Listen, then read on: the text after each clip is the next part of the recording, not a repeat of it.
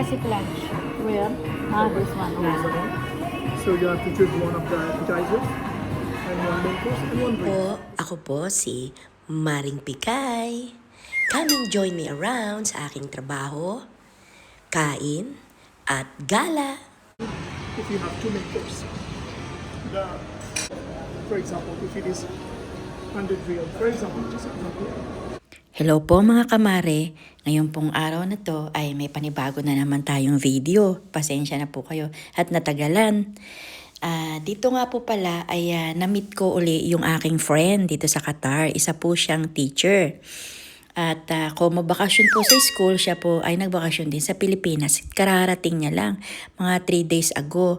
Tapos eto, nagkita kami dito sa Doha Festival at itinirit niya ako sa Fridays. At madami pa kaming mga pinuntahan na lugar at sinamahan niya din ako at naging masaya naman.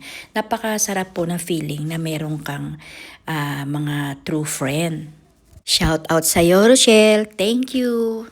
Ito po pala ay makakausap natin ang napakabait at accommodating na waiter. Hi. Is everything fine, ma'am? Yes, Are you everything fine. enjoying the food? Yes.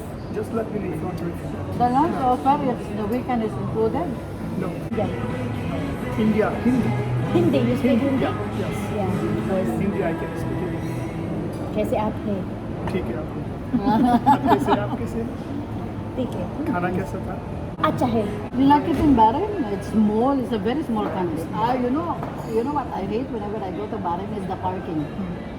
You have to pay it, and the second thing is very small Very small. space. You just go, especially when you go to the market, you have to go around and around and around. Oh, you have been visit Bahrain? Yes, I always go to Bahrain. I visit Dubai. I visit Oman by land, by car. Yeah, by car. Ayan nga po, kinausap ko rin ng konting-konti lang na nalalaman ko ng salita ng Hindi yung waiter kasi nakakapagsalita po siya ng Hindi. Ang sabi ko po sa kanya ay kaise aap hai, kamusta ka na? Sinagot naman niya ako ng tike, ang ibig sabihin nun ay mabuti. At kinamusta niya rin kung how's the food at ang sagot ko naman sa kanya, bahut acha. Kasi ay international language ng India. Tapos syempre siya ay taga Bangladesh at nakakapagsalita din siya ng India. Bukod sa salita nila sa Bangladesh.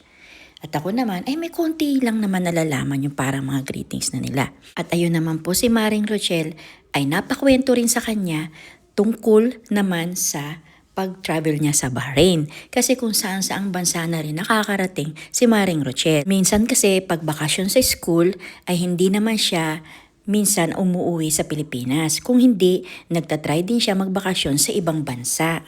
Maganda rin kasi minsan gawin yun yung ititreat mo yung sarili mo, ipapamper mo yung sarili mo sa patapos ng halos 1 taon mong pagod. Tapos pagkatapos ng 1 year, meron kang bakasyon, itatry mong ibakasyon yun sa iba't ibang bansa kung saan ka pwede magpunta. Dito po naman ay umorder kami ng signature potato twister.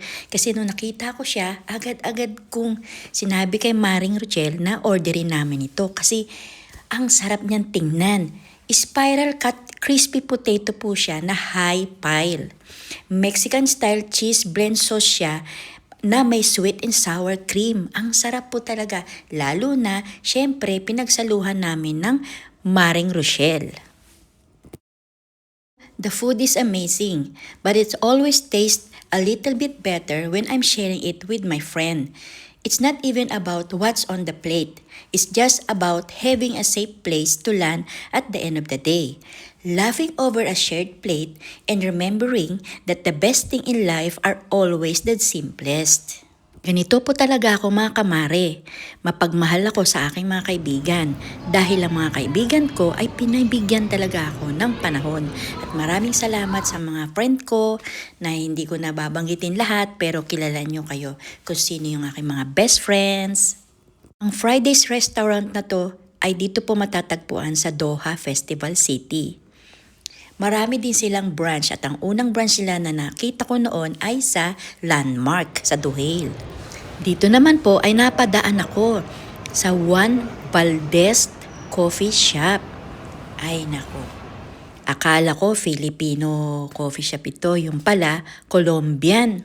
So nagtry din ako pero si Maring Rochelle ay umuwi na. sapagkat meron pa daw siyang ka-video call. Yung nagpapatayo kasi siya ng bahay, kaya kailangan niyang i-video call yung kapatid niya.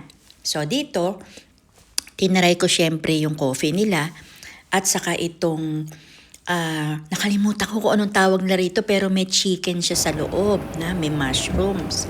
Pero masarap din siya, savory siya. Pagkatapos ko pong kumain ay nag-order po ako ng coffee. Ang coffee nila ay yung aroma niya nakaka-relax talaga.